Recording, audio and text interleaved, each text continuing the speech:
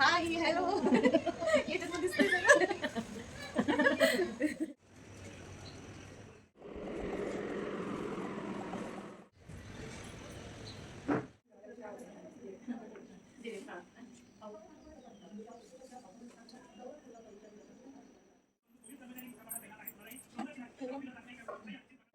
कसले गोडे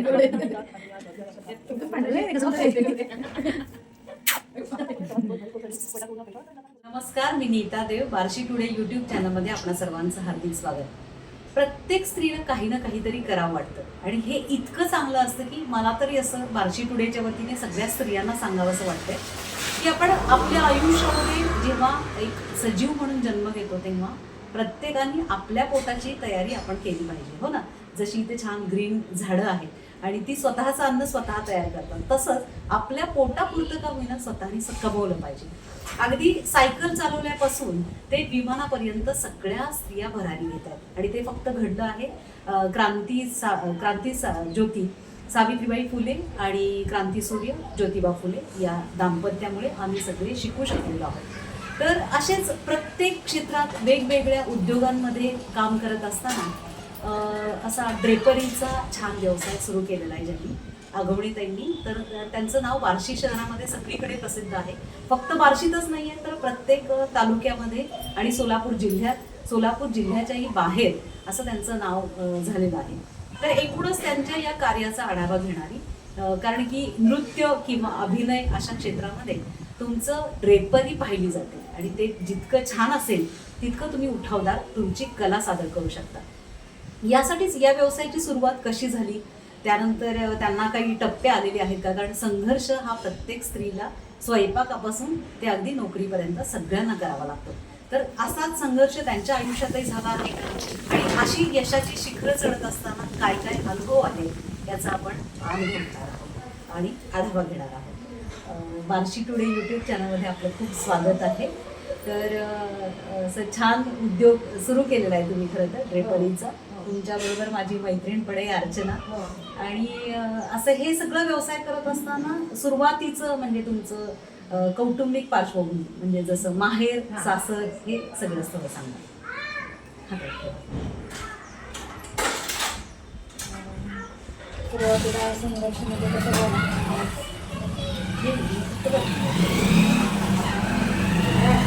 टाकायचं मला शॉपमध्ये. मी म्हटलं तर मला माझी कला आहे, मी कोरिओग्राफी करते. खूप धावपळ होती माझी, ह्या स्कूलमध्ये जा त्या स्कूलमध्ये जा. त्याच्यापेक्षा आपण घर बसून काहीतरी करावं की जेणेकरून मी डान्स बसवून ते प्रत्येक शाळेमध्ये, पण मला ते कोणीच नसायची. मग चला काहीतरी घरी बसून काहीतरी करावं म्हणून आपली करायला सुरुवात करायची. म्हटलं मग आता विचारावं तर लागतं सासरच्यांना किंवा मिस्टरांना की बाबा असं असं करायचं आपल्याला. मग थोडा सुरुवातीला मिस्टरांचा नाचच पाडा होता की नाही करायचं, नाही चालणार. कारण माझ्या भावाने तर सुरू केलं होतं, त्यांचं काही चाललं नाही, ते गेले पुण्याला. तुझं काय चालणार आहे हा शब्द होता त्यांचा. तरी पण म्हटलं नाही, आपल्यात कला आहे ना. मग एखाद्या स्त्रीमध्ये जिद्द, चिकाटी, आत्मविश्वास जर असेल तर होऊ शकेल, काहीतरी होणार. मग एक 1.5 महिन्याचा काळ गेला. 1.5 महिना मला की नाही नाही नाही हाच होतं हे असं होतं. मग त्यावेळेस मी रेटने राहत होते. तिथं खरंच त्या महिलेला हे केलं, सपोर्ट केला, ते मला अभिमान आहे. मग ते घरमालकीन होते माझ्या, म्हणून असं असं मला चालू करायचं आहे. मिस्टर तर नाही म्हणतात, पेमेंट तर नाही आहे माझ्याकडं, पण मला खूप जिद्द आहे की मी चालू करावं. तर त्यांनी सपोर्ट केला मला. खरं स्वाती ढगे नाव आहे त्यांचं, तर ढगे माझ्याच राहतात. मग ठीक आहे म्हणलं, करा चालू, मी सपोर्ट करते म्हणलं त्या.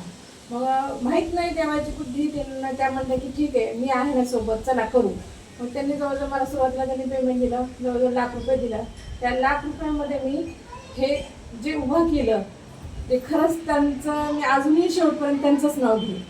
मग चालू केल्यानंतर मी सुरुवातीला संघर्ष कसा झाला की मी पूजा घातली होती खरं सांगायचं म्हणजे. पण असं नाही की मी त्यांच्याबद्दल काय वाईट बोलते म्हणून, कारण त्यांचा सपोर्ट असल्याशिवाय माझ्यामध्ये जिद्द पण नाही निर्माण झाली करत. ते सत्यनारायणची पूजा घातली, कोणी सासरच्या रिस्पॉन्स दिलेला नाही आहे. ठीक आहे असू दे म्हटलं, जे जरा ज्यावेळेस मी नाव कमेल त्यावेळेस तर देतील सपोर्ट म्हणलं. मग झालं, सुरुवात तर केली, आणला माल. 15 ऑगस्ट होता, 15 ऑगस्ट पहिला सीझन छान झाला. सगळ्यांनी शेजाऱ्या पदार्थांनी पण मला मदत केली, जेणेकरून गर्दी आहे चला आपण मदत करूयात, असा हा प्रकार मला झाला. सपोर्ट सगळ्यांचा बाहेरच्यांचा मिळाला, शेजारी पदाऱ्याच्या सगळ्यांच्या. पण अगदी सुंदर असं पहिला बिझनेस मला सुरुवात झाली. आणि असं वर्षभरात मग मी काय केलं, पहिले 3 वर्ष कुणाचाही सपोर्ट न घेता त्यातलाच बिझनेस त्यात आलेलं पेमेंट सगळं त्यातच घातले. 3 वर्ष मी हा संघर्ष सुरुवात केली. मग कुणी असं सपोर्ट तर केलेलाच नाही घरातल्यांनी, पण मला परत असं वाटलं की आपण निगेटिव्ह नाही विचार करायचा, की जेणेकरून मिस्टरांनी नाही नकार केला किंवा सासरच्या लोकांनी नकार केला, पण त्यांच्या नकारामुळे माझ्यामध्ये स्वतःमध्ये आत्मविश्वास निर्माण झाला की मी काहीतरी करू शकते. माहेरचं बॅकग्राऊंड काय होतं नेमकं? माहेरचा सपोर्ट म्हणजे कसं ते तू बघून घे तुझ्या. नाही, पण माहेरी कोण कोण, आई वडिलांचा व्यवसाय काय किंवा बहीण? नाही काहीच नाही. सगळे असे भाऊ शिक्षक होते. हा, पण त्यांचं काही म्हणजे त्यांनी इन्व्हॉल्व याच्यात झालेच नाही. वडिलांचं काय व्यवसाय? नाही, वडील वारले. ओके. ते असेच साधे हे होते. बरं. हा, पण वडिला माहेरचं मला काहीच हे नाहीये, म्हणजे सपोर्ट म्हणण्यापेक्षा कर बी ना कर बी असं माहेरचं काही नाहीच आहे ह्याच्यामध्ये. फक्त थोडं सासरच्या लोकांनी थोडंसं केलं, पण तरी पण म्हणजे असं नाही वाटत ना सपोर्ट नाही मिळाला म्हणूनच बरं झालं है ना? माझं कम्फर्ट तेच झोन म्हणणं आहे. आपण म्हणजे जातो. माझ्यामध्ये जिद्द, चिकाटी, आत्मविश्वास का निर्माण झाला तर मिस्टरांनी नकार दिल्यामुळं झाला खरं तर. आणि कारण प्रत्येक स्त्रीला असतं प्रत्येकाला सगळं. मग असं काय नवऱ्याच्या खिशातनं पैसे चोरले हळूच आणि मग तो व्यवसाय सगळा आहे ना, अर्चना? म्हणजे तसं तसं नाही, असतं. नाही. असतं तसं, पण नाही ते नाही. मी म्हणलं ना त्या महिलेचं मी शेवटपर्यंत नाव घेईन की त्यांनी माझा सपोर्ट केला की ठीक आहे तुमच्यात जिद्द आहे ना, तुम्ही करू शकता ना, तर तुम्ही करते, म्हणजे मी देऊ शकते तुम्हाला, असं ते करा. मग त्यांच्याच रूम दिल्या त्यांनी राहायला ह्याच्यासाठी. पण जसं जसं माझा आत्मविश्वास वाढत गेला तसं यश येत गेलं. ह्या गोष्टी झाल्या, पण मी आता म्हणू शकत नाही की सासरच्यांनी सपोर्ट केला नाही असं म्हणू शकत नाही. आणि त्यांनी तसं केल्यामुळेच मी खरं तर आज माझ्या यश आहे माझं. त्याच्यामुळे त्यांना negative एक नाव घेतलं म्हणजे ढगे मॅडमचं नाव घेतलं. ते खरं तर स्त्रियांना सपोर्टच करत नाही. भगवत तुम्हाला सपोर्ट माहिती नाही, ईश्वराची जी आहे व्यायाम म्हणत नाही, पण ते कुणाच्या तरी माध्यमातून ते आले. त्यांनी सुरुवात खरं तर त्यांचं नाव शेवटपर्यंत मी घेणार, त्यांनी केलं. म्हणून मी महिलांना कधीच असं हे करत नाही की जेणेकरून नाही मी पुढे चालते तिला का पुढे जाऊन देत, असं नाही. उलट त्यांना पुढे घेते मग मी पाठीमागे. गांधर्स्वाचं नाव का ठेवावं? माझं नाव सुगंध आहे आणि त्या महिलेचं नाव होतं स्वाती. ओके. पण ते सण आणि पाहिलं ना जेव्हा तर ते म्हणले स नावाने सुरुवात होऊ शकत, म्हणून आम्ही ते उलट घेतलं. स्वातीचं स्वा आणि माझं सुगंधाचं गंध, असं म्हणजे असं करून ते 5 आहेत त्याच्यामध्ये मिक्स आहेत, 5 राशी काहीतरी. मग हा सुगंध काय झाडातून पण सुरू केला मला आवड आहे फुलांचं. मला राग आला किंवा काही चिंतेत असले केले तर सर्व फुलांना बघत राहायचं. मला सगळं आवड आहे. छान आहे. राग आला की तुम्ही झाड लावा नक्की. आणि त्याच्याकडे बघितलं की सगळ्या राग निघून जात. म्हणजे मला आवड आहे फुलांची, खूप आवड आहे फुलांची. मला बाकीचं कशाची आवड नाही, पण फुला लावण्याची खूप आवड. अर्चनाला पण सपोर्ट केला तुम्ही. अर्चना काय म्हणजे अर्चना ही माझी खास मैत्रीण आहे आणि डान्स बिन्स असं लहानपणापासून तिला आवडायचं, ती करायची. म्हणजे तिच्यामध्ये असं वेगळं चार्म असायचं की ही काहीतरी करणार आहे पुढे. ती आता बरेच बिझनेस करते. तर तुमचं पण तिला सहकार्य लाभलं, काय सांगशील? विशेष म्हणजे कसं, म्हणजे मी क्लासेस घेत होते कथ्थक भरतनाट्यमचे आणि एकांकिका वगैरे बसवायचे, युथ फेस्टिवलचे कार्यक्रम वगैरे मी बसवत होते. त्यानंतर बऱ्याच शिक्षकांकडून असं आलं की मॅडम तुम्ही हे सगळं करतात किंवा शिकवतात तुम्ही, तर तुम्ही ड्रेपरी पण चालू करा. मी म्हटलं अहो ड्रेपरी चालू करायचं म्हणजे ऑलरेडी माझे एवढे क्लास आहेत की माझे सकाळी 10 ते संध्याकाळी 7 पर्यंत पूर्ण बिझी राहायचे मी. म्हणजे जेवणाला सुद्धा मला वेळ मिळत नाही, कारण मी ज्वेलरीचे क्लासेस घ्यायचे, ड्रेपरीचे घ्यायचे, फॅशन डिझायनिंगचे घ्यायचे, त्यानंतर कथ्थक भरतनाट्यमचे घ्यायचे, रेसिपी क्लासेस पण मी घ्यायचे, आईस्क्रीमचे वेगवेगळे प्रकार शिकवायचे. शिल्लक काही राहिले का? त्यामुळे मला वेळच नव्हता मिळत. एके दिवशी सहज एका शाळेने मला सांगितलं की ह्या पूर्ण जे तुम्ही डान्स बसवले त्याची ड्रेपरी तुम्ही आणा मॅडम, कारण आम्हाला जाणं शक्य नाही. ते ग्रामीण भागातली वस्तीवरची शाळा होती. मग मी असंच बार्शीला गंधस्वा मॅडमकडे आले. मग त्यांना सांगितलं की अशा शाळेला मला ड्रेपरी द्यायची आहे, तर मी तुमच्याकडनंच घेईल, सगळं तुम्ही द्या आणि मग कसं काय ते रेट असेल. आणि शाळा खेडेगावातली आहे त्यामुळे लगेच दुसऱ्या दिवशी रिटर्न वगैरे काही मिळणार नाही तुम्हाला, तर तुम्ही मला तसं देऊ शकता. हे ड्रेपरीचं काम करत असताना तुम्हाला अनेक स्त्रियांचे काही अनुभव आले असतील, चांगले वाईट, पण त्यांच्या स्वभाव पण तुम्हाला कळाले असतील. काय एखादं असं काही उदाहरण आहे का? खूप काही भांडली आहे, ड्रेस बीस फाडलाय, असं काही झालं? खूप झालं. त्या प्रत्येक शाळेमधले शाळेमधले एखादा का होईना आपण पालक तसा भेटतो, खूप भेटतो, पण त्याला आपण शांततेनेच उत्तर दिलं. हा भले बाई तू ड्रेस देऊ नको, तुझ्या घरी तो ड्रेस ठेव, पण 2 शब्द बोलू. हे माझं नाही, ते स्वतःचं. तर कारण प्रत्येक काही विलाज नाही. त्याच्यामध्ये सुरुवात येतं. कुठल्या कपड्यांपासून केली? अगदी सुरुवातीला म्हणजे तुम्ही रेंटल राहत होता तसं सांगितलं, मग तिथून तुमची खरी सुरुवात हो. झाली भाड्यांच्या घरामध्ये, आणि शिवाय हे ड्रेपरीचा उद्योग घरमालकांचं वगैरे असं काही झालं म्हणजे काही क्रॉस? हा झालं ना. मग आता ह्याच लेडीचंच घर होतं जिथं आम्ही राहत होतो ते, आणि त्या खाली राहत होते आणि मी वरती गेली राहते. आणि त्यांच्या रूममध्ये ते एकटेच मिस्टर नव्हते, मुलगा बाहेर शिकायला होता. ठीक आहे म्हणजे माझी रूम रिकामाचं असा तिथं ठेवा. पण प्रॉब्लेम असा झाला की जे पालक येत होते शाळेतले, ते एक तर सकाळी 6ला यायचे, 7ला यायचे, नाहीतर रात्री 9-10ला यायचे. मग त्यांना तो वेळ नको होता. मग ते म्हणले, ते आता म्हणायला लागले तुम्ही सगळे म्हणजे पालकाला वेळ नाही, ते सकाळी उठवायला बी येतात, रात्री उशिरा बी येतात, मग मला ते कम्फर्टेबल वाटायला असं त्या मला बोलल्या. मग तुम्ही ह्याचं काहीतरी सोय करावं लागणार. मग तिथून मी परत 2-3 घर सोडले की अजून 2 रूम घेतल्या. मग तिथं गेले, कारण त्यांनाही काय बोलून उपयोग नाही, पालकांना बी उपयोग नाही बोलून, कारण प्रत्येकाच्या वेळेवर ते येतात ना, की जेणेकरून कोण डॉक्टर असतात, कोणी सर्व्हिसला असतात, कुठं बाहेरगावी असतं. मग ते काय म्हणतात सकाळी लवकर ड्रेस घेऊन जावं आणि दिवसभर मुलांचा म्हणजे आपल्याला त्रास नाही असं त्यांना वाटायला मग ते यायचे. पण हिथं मला तसं हे लागले नाही करायला की नाही असं वेळ तुम्ही वेळ ठेवा, काहीतरी सांगा पालकांना. म्हणजे हा नंतर अशा चर्चा व्हायला लागल्या. ठीक आहे, मला तुम्हाला त्रास बार्शीसारख्या नको. ग्रामीण भागात ड्रेपरीचा व्यवसाय खूप अवघड होतो, म्हणजे ड्रेसिंग करावं लागतं आणि मग ते नृत्य सादर होतं. या काळात तुम्ही केलेलं खरं तर हो, सुरुवात. हो. हेच करावं असं का वाटलं बरं? मी स्वतः कोरिओग्राफी केलेली आहे. मग कोरिओग्राफी करताना मला ड्रेसिंग कमी पडत होती, कारण आपण एवढा छान डान्स बसवणार आणि ड्रेसिंगच नसायचे. सोलापूरला जाणं येणं शक्य नसायचं, कारण लेडीज आहे शेवटी, घराच्या बाहेर जास्त नसायची, शाळेत जाते तेच खूप महत्त्वाचं. एक तर सपोर्ट नाही घरातून, म्हणजे हा प्रकार झाला होता. मग करायचं काय, मग दोन्ही मुलं माझी बहिणीनंतर बाहेर पडले इंजिनिअरिंगसाठी. मग चला बसून काहीतरी करूयात म्हणून हा खरं तर माझ्या डोक्यामध्ये फिरला. ठीक आहे, थोडं इथून सुरुवात झाली, थोड्यापासून सुरुवात झाली, थोडंसं यश येत गेलं, आणि मग तिथं मी खरं तर जिद्द ठेवली स्वतःमध्ये की नाही करायचं, उडी मारायची. मग ते बुडू नाही तर ओढू, म्हणजे ह्या गोष्टी मी ठेवल्या. पण ह्या असं- बिझनेसमध्ये 24 तास तुम्हाला हो. म्हणजे सेवा द्यावीच लागते, द्यावं. बिलकुल चालणार नाही. काय? हेच नाही. मग असे सगळे कार्यक्रम घडले असतील तुमचे हो, वैयक्तिक मी सांगते घरात? ना, असे वाईट प्रसंग खूप घडलेले आहेत आणि सांगता चांगले येत खूप नाही. घडलेले. सगळे नातेवाईक सोडून द्यावं लागतं हा बिझनेस. कारण उद्याचा प्रोग्राम तुमचा समजा एखाद्या शाळेची गॅदरिंग ठरली, अचानक आमच्याकडे काही घडलं तर शेवटी नातेवाईकांनी समजून घेतात, कारण प्रोग्राम कॅन्सल होत नाही. माझा बिझनेस मी समजा घराला कुठं लावून गेलं तर होणार आहे का त्यांचा कार्यक्रम? नाही ना, कारण आम्हाला ऑर्डर दिलेली असते. त्या बी लोकांचा सगळा फॉर्म त्यांनी सगळं सांगितलेलं असतं, ती कॅन्सल करू शकत नाही त्यांना. मग आपण त्या समजा 8 दिवसांनी भेटायला जाऊ शकतात, हा विचार करतो. आणि खरंच तसं झालं. शेवटी वडील वारले त्याच पिरियडमध्ये, सासरे वारले त्याच पिरियडमध्ये. पण सगळ्या नातेवाईक समजून घेत होते, कारण विलास नव्हता, प्रोग्राम कॅन्सल होत नाही ना, आपण आपलं काही कॅन्सल केलं तर असं. साधारण कस्टमर ज्या वेळेला येतात तेव्हा तुमची अपेक्षा काय असते की एखादा ड्रेस नेला तो आणेपर्यंत तुम्हाला असं टेन्शन येतं का, म्हणजे ते व्यवस्थित येईल का, किंवा मला व्यवस्थित ठेवता येईल का? कसं आहे माहितीये का, विश्वासावर शेवटी आहे असतं. व्यवसाय. मी प्रत्येकाला विश्वास सांगते, महत्त्वाचा तुम्ही आहे. किती नेतं म्हणतात ना, एक जण म्हणतात मॅडम तुम्ही डिपॉझिट घेत नाहीत, मी खूप अनोळखी आहे, आम्ही लांबून आलोय. विश्वास मिळत असते शेवटी. तुम्ही तुमच्या मनात असं जेव्हा घालणारच नाही की चला काय द्यायचंय म्हणून, असं कधीच नाही होत. तुम्हाला उलट माझी तळमळ तुम्हाला जाणवणार नाही. तुम्ही बरोबर 2 दिवसांनी तिथून ड्रेस आणून देणार आणि दिलंच, देतातच. आणि कष्टाला असं यश हो. येतच. मला खूप कसे बोलतात तुम्ही डिपॉझिट का घेत नाही, मला नाही घेत. आज 16 वर्ष झाला माझा बिझनेस आहे, एकाचंही डिपॉझिट घेतच नाही. हा भले 8 दिवसांनी ड्रेस येतो, काय तर त्यांच्या अडचणी असतात, अडचणी पण मी हे करून घेतो.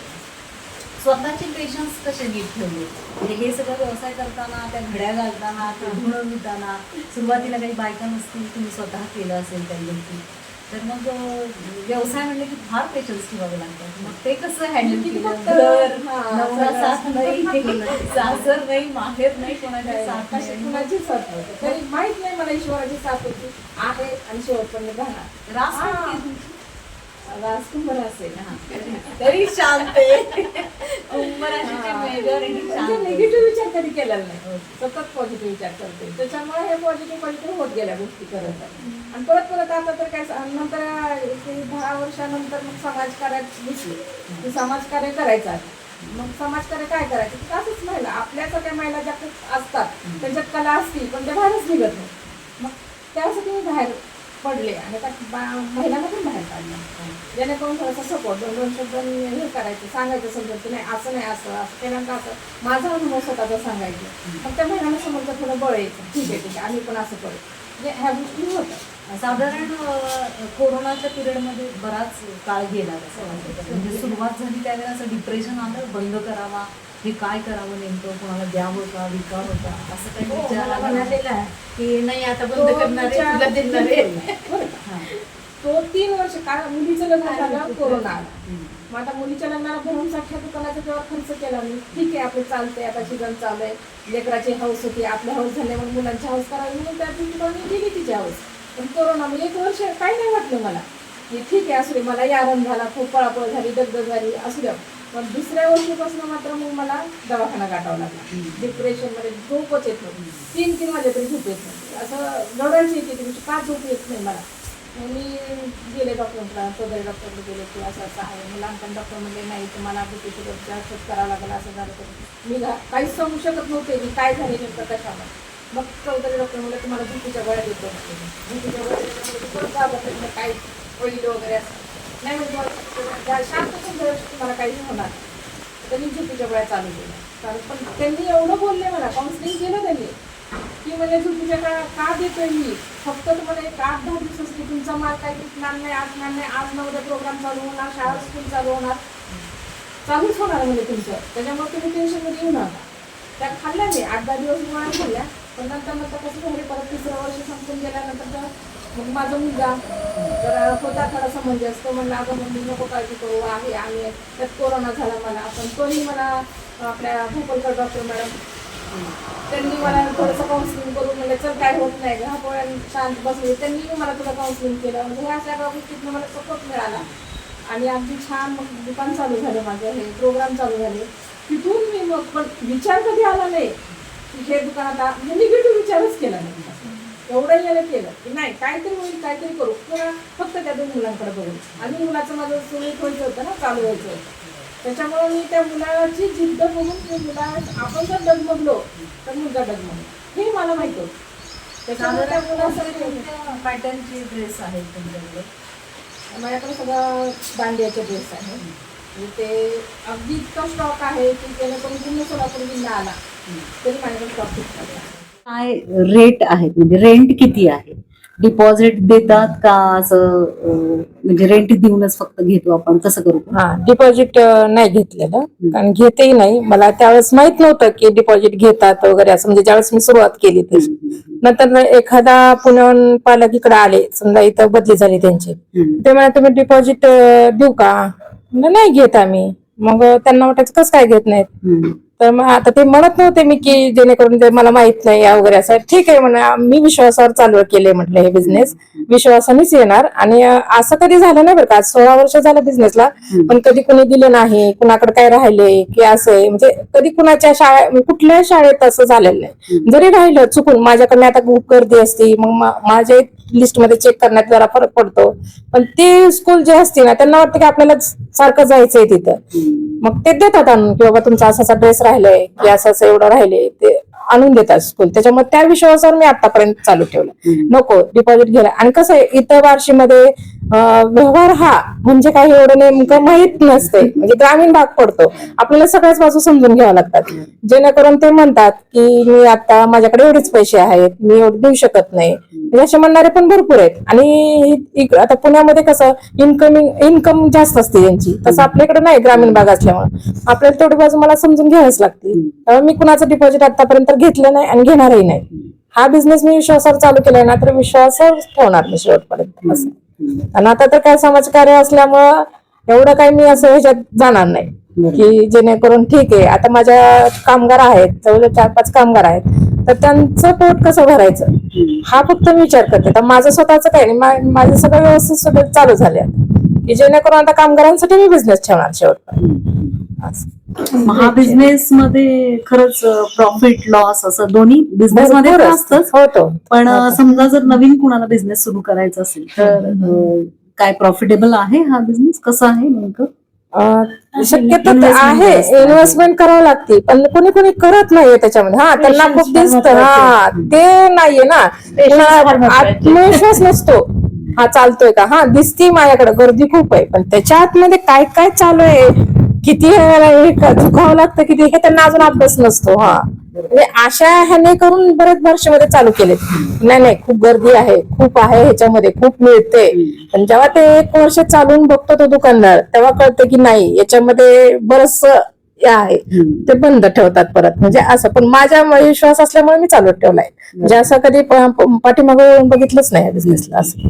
मग ते काही कपडे धुण्यासाठी आता बरेच प्रकारचे ना, म्हणजे हो. काही चमकीचे हा, ग्लेझिंग आहेत, वगैरे वगैरे आहेत. आहेत असे. तर ते धुताना वेगवेगळं साबण मटेरियल सगळं वेगळं, रंगीत कपडे वेगळे, जाड कपड्याचे प्रेमी महिन्यात उन्हातच वाळवायचे. परत जे व्हाईट कपडे असतात ते मात्र मला कंपल्सरी शाळेतून आले की मला धुवाच लागतात. मग त्याला मी कामगार ठेवलेलंच आहे. आणि ग्राहकांकडून काही तुटलं वगैरे समजा, तर त्याच्यावरती काय उपाय तुमचा? त्यांना म्हणतो आम्ही की थोडस काहीतरी भरावं लागेल तुम्हाला, की एवढं तुटलंय, एवढं नुकसान झालंय. तर कोण देतं कोण नाही देत, पण त्याला घिसघिस करत नाही. ठीक आहे, तुमची म्हणायची ते काय तयारी, आता नुकसान तर आमचं होणार आहे. आम्हाला तो कस्टमर कायमचा पाहिजे असतो, स्कूल म्हणा कस्टमर, त्याच्यामुळे आम्ही जास्त ताणत बसत नाही. ठीक आहे, तुम्हाला बी वाटलं द्या, नुकसान तर होणार, कुणी मुद्दाम करत नाही, लेकरं मुद्दाम तोडत नसतात. स्कूलमध्ये शिक्षकांना आपापलं पडलेलं असतं, जेणेकरून गॅदरिंग असल्यानंतर मग ठीक आहे असू द्या नुकसान, पण देतात, नुकसान भरपाई करतात. शाळा स्कूल करते, पालक करतात, असं काही नाही की, पण मी ताणत नाही कुणाला की नाही असं नाही असंच, मग बोलतही नाही. जर अशाच छान ड्रेपरी घ्यायच्या असतील तर नक्की संपर्क करा. रामदास व ड्रेपरी असं दगेमळ्यामध्ये सरळ आलात मातृमंदिरच्या जवळून, गणपतीचं मंदिर आहे, तिथून सरळ आलात की तुम्हाला त्या ड्रेपरीचं असं छान दुकान दिसेल.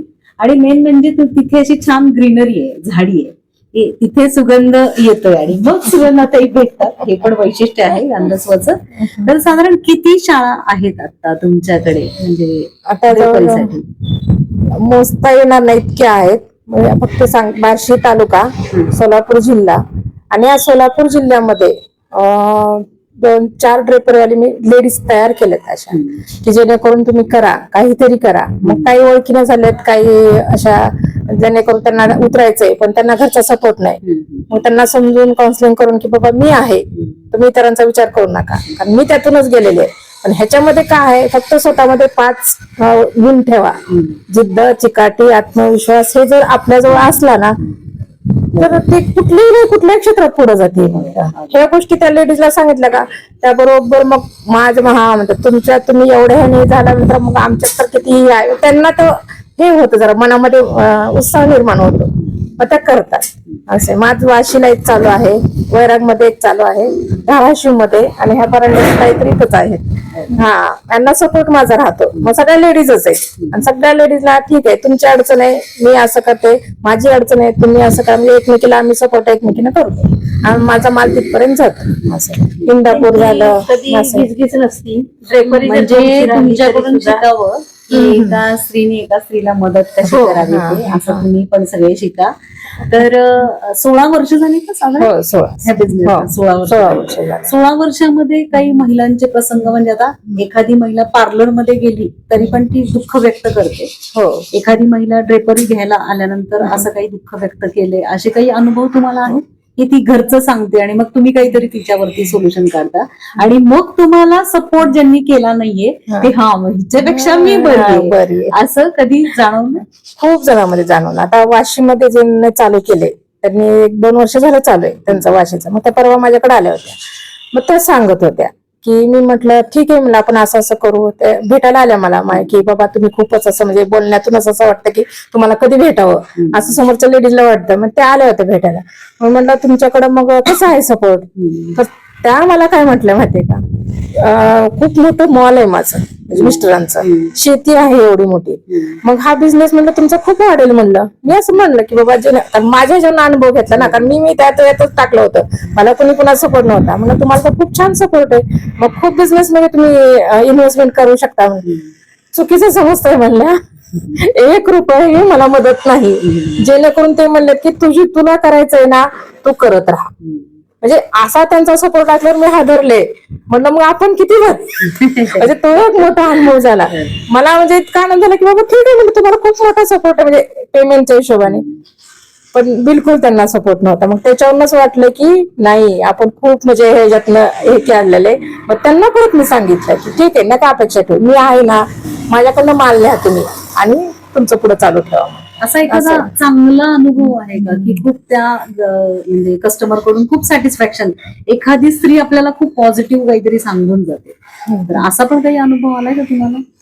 खूप छान वाटले की हा, या शाळेला किंवा या ग्राहकाला मी नेहमी कपडे देणार, भले थोडं कमी जास्त पैशांचं झालं तरी चालेल. हा, अशा इतक्या शाळा असतात बरं का, नाही असं नाही, पण सगळेच गुण हे नसतात ना, कुणाचा तरी गुण एखादा तरी राहतोच. आपण फक्त चांगलं शोधायचं त्याच्यामधून. कोणी असो, स्कूल असो, पालक असो, काय असो, ठीक आहे. तुमचा एक कसं असतं माहितीये का, 1.5 लाख पगारदार जर येतो आणि मुलाचा तो 150 रुपयाचा ड्रेस नेतो, तिथं तो 50 कमी करा म्हणतो. आणि जो पत्र्याच्या शेड मधला 100चा रोजची मजुरी असती, 100-180, तो 200 म्हणलं की 200 पटकन हातात ठेवतो. हे सगळ्यांचंच म्हणजे माझ्या दुकान शॉपवर येऊन असं नाही, प्रत्येकाच्या इथं प्रत्येक ठिकाणी घडतंय. प्रत्येक ठिकाणी घडतं की मोठा माणूस येऊन काय बोलतो आणि छोटा माणूस येऊन काय बोलतो. म्हणजे हे मला खूप आहे बरं का त्याच्यामध्ये. पण मी नाही लक्ष देत, मी सांगते ज्याला त्याला त्याच्या सांगते, पण कमी म्हणजे जे आहे ते आहे रेट. मग ते बरेच जण काय काय बोलतात, येतात ना कस्टमर बोला, हा तिकडे 300 रुपये 100च आहे, तुम्ही 200 घेता. पण आपण प्रत्युत्तर द्यायचं नाही. मग तुम्हाला तिथलं परवडतंय ना, घेऊ शकता म्हणलं, तुम्ही तिकडून जाऊन घेऊन या आणि मग मी देते. मग परत ते म्हणतात नाही नाही, त्यांचं असंच आहे, त्यांचं जुनं आहे, त्यांचं असं आहे, मग नाही ना बोलायचं असं. ठीक आहे, प्रत्येकाने प्रत्येक जण बिझनेस आपापल्या परीने करतं.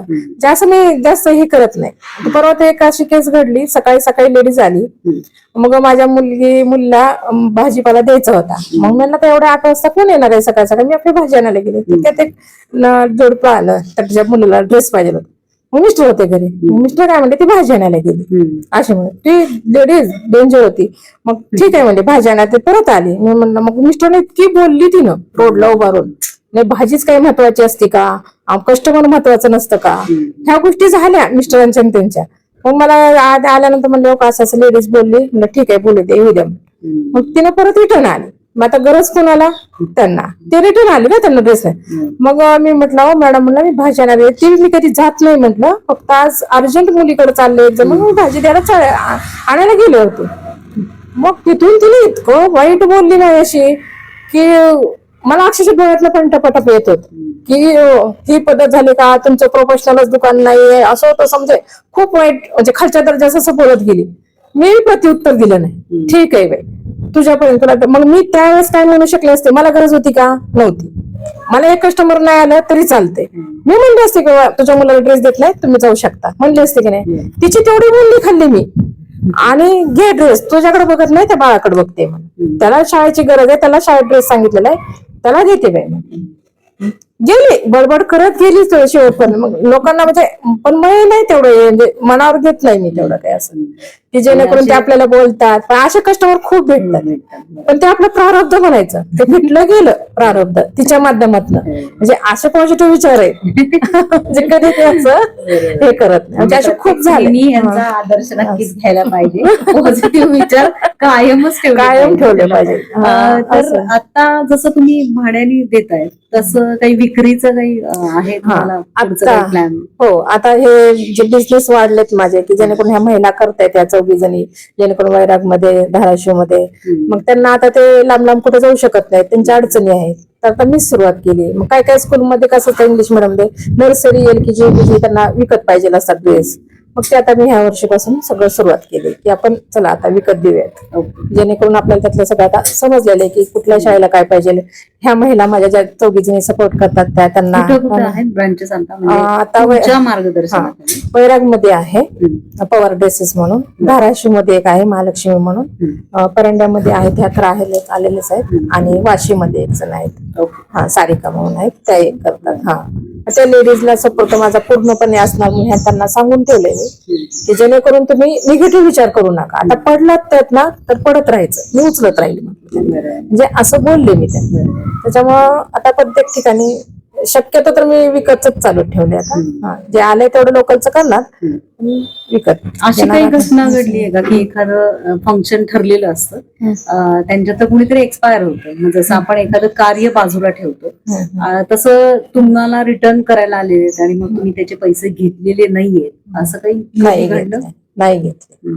खूप झाले, खूप ठिकाणी झाले. हा, नाही तर ते काय म्हणतात की 2 दिवसांना आमचा प्रोग्राम आहे, 8 दिवसांना आहे, तर मी काय म्हणते पेपरी जर मला लागली तर तुम्ही वापस आणा, नाही लागली तर तुमच्या तिथंच ठेवा आणि तुम्ही चालू करा. म्हणजे ही हा आहे, आहे दाखवा, विलाज नाही. कारण त्यांचा प्रोग्राम त्यांना काय वाटतं की आता कुठले आणायचे पैसे द्यायला, प्रोग्राम तर झालेला नाही. कारण ग्रामीण भागामध्ये बक्षीस मिळतात, त्या बक्षिसावरनं त्यांनी त्या लेकरांचं तेवढी हाऊस केलेली असते, मग आपण कशाला ते करायचे ना. ठीक आहे, 8 दिवसांनी द्या म्हणतो मग, किंवा आणले त्यांनी वापस, आमचा प्रोग्राम झाला नाही असं असं झालेलं आहे, ठीक आहे ठेवा, पण नाही कधी घेतलेलं 1 रुपयाने असं. त्यांनाच काहीतरी वाटतं मग 1000-500 काहीतरी देतात, पण मला गरज नाही म्हणत असते. म्हणजे ठीक आहे असू द्या, काय ह्याच्या पुढे तर बोलू शकत नाही ना. आणि खूप जण म्हणतं, ज्यावेळेस माझा एक प्रोग्राम झाला सपोर्ट की एका स्कूलचा प्रोग्राम, त्यातले 4-5 पालक राहिलेले असतात, 5-6, मग आम्ही काय करतो 2 दिवसांनी 3ऱ्या दिवशी वाट बघून फोन करतो. मग प्रत्येक जण कारण सांगतो, काका वारला, मामा वारला, आजी वारली, बाबा वारला, हे कारण असतं. पण मी तिथं 2 शब्द नाही बोलत, ठीक आहे वारले ना द्या आणून, पण आपला ड्रेस आपल्यापर्यंत येतोय ना, कारण तेवढा ड्रेस शिवायला मेहनत किती आहे. एक लाडी आणायची म्हणजे ते पुण्यामध्ये फिरावं लागतं ना त्या लाडीसाठी, म्हणजे ते फक्त विचार करायचा तो, मग ते तुमचं तिकडे कोणी करा, पण माझा ड्रेस माझ्यापर्यंत येतोय हे महत्वाचं आहे. आणि परत परत शक्य नाही ना करणं ते असं. तुम्ही असे काही शिवून वगैरे घेता ड्रेस? हा, टेलर आहेत ना, लेडीज टेलर आहे, जेंट्स टेलर आहे, जेंट्स शिवतात, लेडीजचे शिवतात. हे टेलर सपोर्ट आहे, टेलरचा आहे. परत भट्टीवाले आहेत, व्यापारी सगळे असे स्थायिक ठेवलेले आहेत सगळे, की जेणेकरून त्या व्यापाऱ्यांना समजा आपला सीझन आहे ना, आपण तिथपर्यंत जाऊ शकत नाही, फोन करायचा, ते व्यापारी लोक पाठवून देतात लगेच. म्हणजे असं सगळे सिस्टीम ठेवून ठेवले, म्हणजे सगळे पारंपरिक असू दे किंवा गुजराती पॅटर्नचे असू दे किंवा नवरा नवरीसाठी असू दे, सगळे ड्रेस घेण्याचं एकमेव ठिकाण म्हणजे गांधस्व ड्रेपरी, जे लगेमळ्यामध्ये आहे. नक्की सुवर्णाताईंची संपर्क साधा. आता एक शेवटचा प्रश्न की जेव्हा म्हणजे आता तुम्ही खूप छान काही काही गोष्टी सांगितलेल्या आहेत, तर असा बिझनेस सुरू करताना एकदम सुरुवातीला मन कसं तयार करायचं आणि ते शेवटपर्यंत त्याच मनाचा ग्राफ पुढे कसं नेत राहायचा, एवढंच छान असं उत्तर द्या. सुरुवातीला वाटतं करायचं का नाही, प्रत्येक स्त्रीच्या कुणाच्याही मनात असतं की आपण करायला चाललोय, होतंय का नाही, पण आपल्या मनामध्ये म्हंटल ना, ह्या 3 गोष्टी असं आहेत, जिद्द, चिकाटी, आत्मविश्वास, ह्या खूप महत्वाच्या आहेत. की प्रत्येक महिन्याला माझं सांगणं आहे की ह्या ज्या आहेत 3-4 गोष्टी, आपल्यामधले गुण, ते गुण शेवटपर्यंत ठेवायचे. की आपल्यामध्ये आत्मविश्वास निर्माण झालाच पाहिजे की आपली ती गोष्ट होणार म्हणजे होणार, म्हणजे पॉझिटिव्ह विचार फक्त शेवटपर्यंत ठेवायचे. नाहीतर माझा नवराच नको म्हणला, माझी सासूच नको म्हणली, माझी आईच नको म्हणली, माझी मुलंच रडतायत, माझी मुलंच, अच्छा ह्याची कारणं नकोय.